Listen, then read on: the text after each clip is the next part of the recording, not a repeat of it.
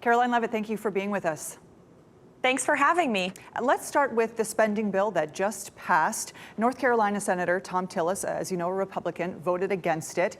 His concern was cuts to Medicaid, not because of the work requirements. His concern is the 680,000 people who would lose eligibility, and that our rural communities could lose their hospitals, which are major employers in these communities. So we're looking at a hit to people's health care and to local economies. How is the administration making up for this?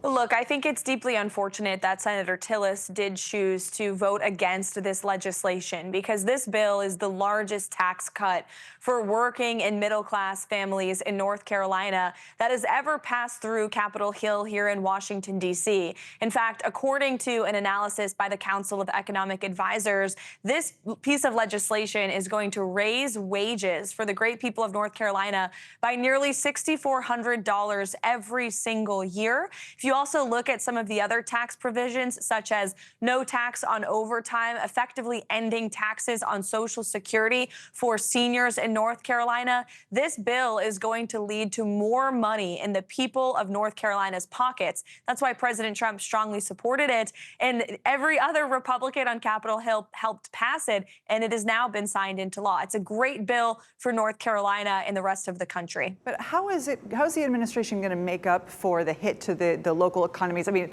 tax cuts don't save hospitals, and these hospitals are at risk of closing.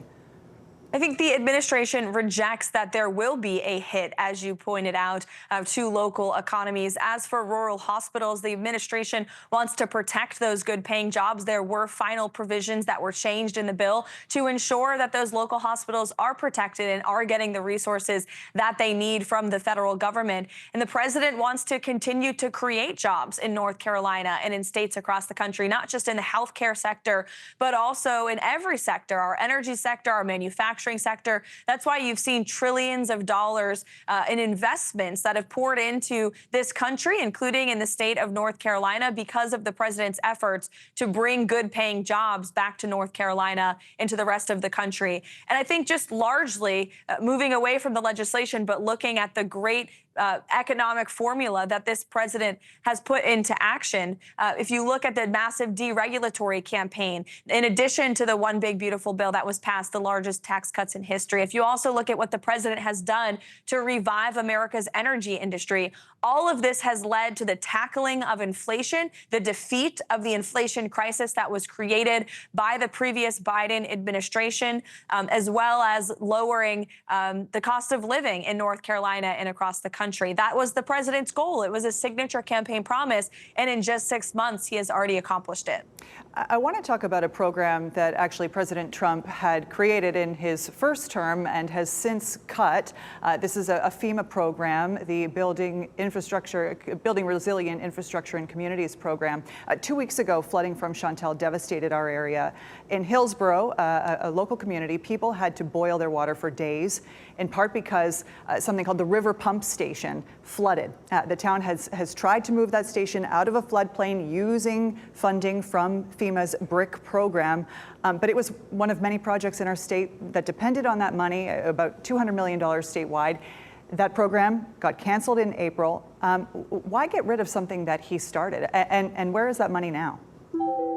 Well, look, what I will tell you with respect to FEMA is what the president envisions for this federal agency that has, unfortunately, for many decades been bogged down by bureaucracy. The president wants to make FEMA more efficient, and he wants state and local governments, so your governor and your state and local elected officials, to lead and make decisions during times of crises. The federal government and the president will be there to provide the resources, but ultimately, state and local officials need to make these decisions on the ground. They are closest to the people in your state. But the president has done a great deal for North Carolina. If you recall, it was actually the very first domestic trip he took when he returned to office was to your state in the months following the devastating impact of Hurricane Helene. And he wants to ensure that FEMA provides the resources, but ultimately state and local officials are there on the ground with backup from the federal government, but that they on the ground are leading the charge. So where does that $200 $700 million in projects funding. Where does it go since the program was canceled?